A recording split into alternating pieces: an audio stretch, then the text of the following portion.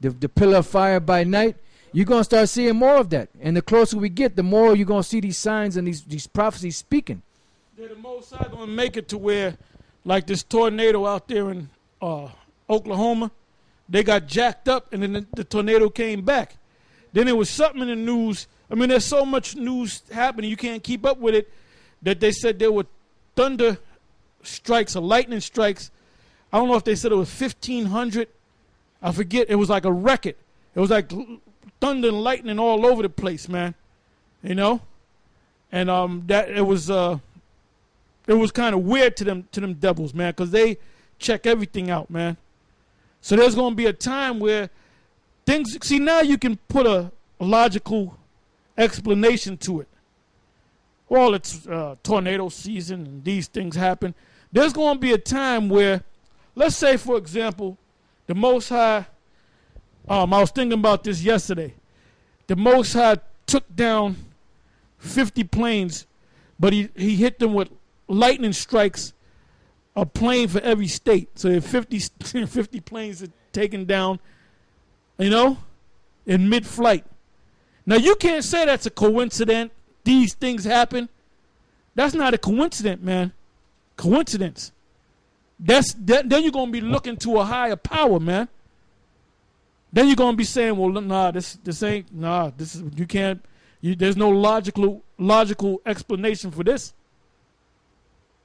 And then the Most High can make something else happen where there's 50 tornadoes, and all 50 tornadoes hit 50 different states. You know? Or UFO sightings come down and everybody in the country sees it. Might be 1 million UFOs that come down and fly and hover around for 3 days.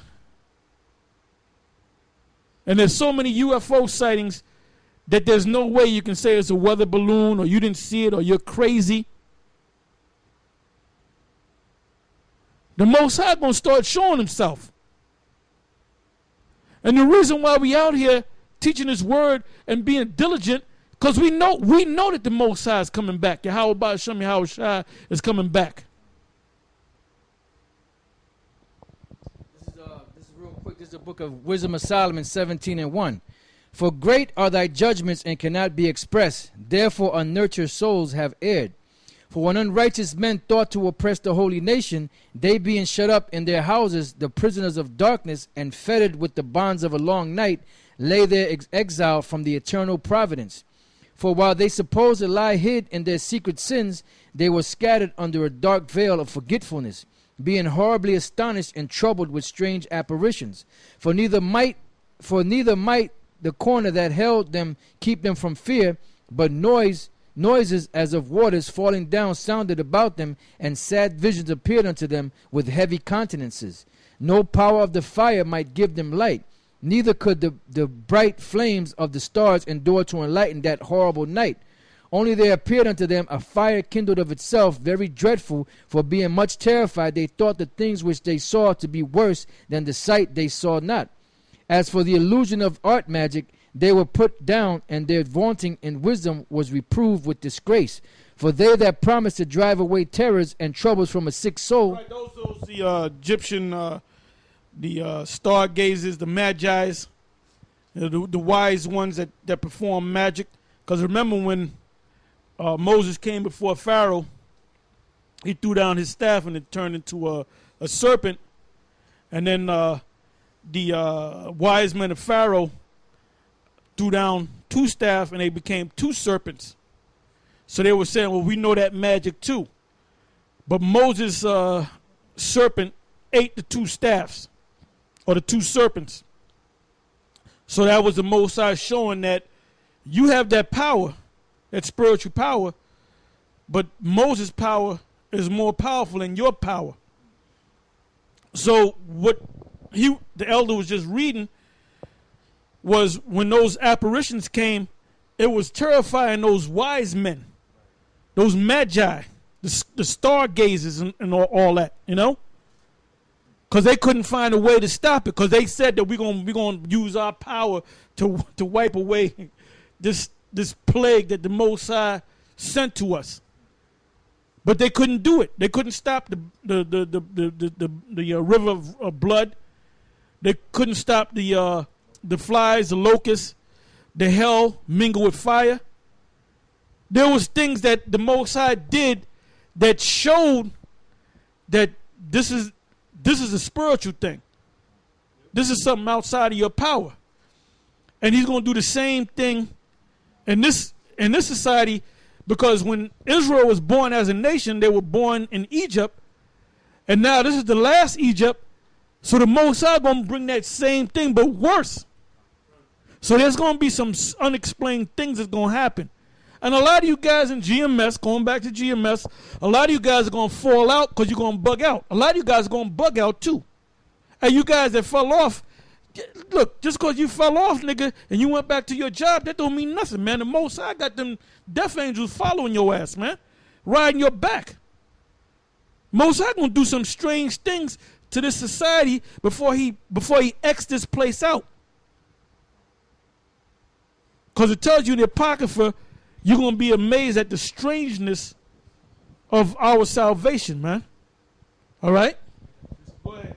This is found in the book of Acts 2:19 and 20. And I will show wonders in heaven above and signs in the earth beneath, blood and fire and vapor of smoke. The sun shall be turned into darkness and the moon into blood before the great and notable day of the Lord comes. Or Yep. come. That's right. It's, and you international bankers, Rothschilds, Rockefellers, and all those, you guys got things, covered. You running things. You got everything in control. But it's going to come a point where it's going to be out of your control. There's going to be things happening you're not going to be able to explain. See, now you can just, you can blame it on whatever. But when the time comes, you're not going to be able to just push that away or to the side and explain it as just some freak accident or something like that. This is Obadiah chapter 1 verse 8. Shall I not in that day, saith the Lord, even destroy the wise men out of Edom, and understanding out of the mount of Esau? And thy mighty men, O Teman, shall be dismayed, to the end that every one of the mount of Esau may be cut off by slaughter. Your military men, your wise men, the ones that are running your society and your government, they're going to start bugging out from the things that are going to start happening to this society pretty soon. It says, this is back in Wisdom of Solomon 17:8.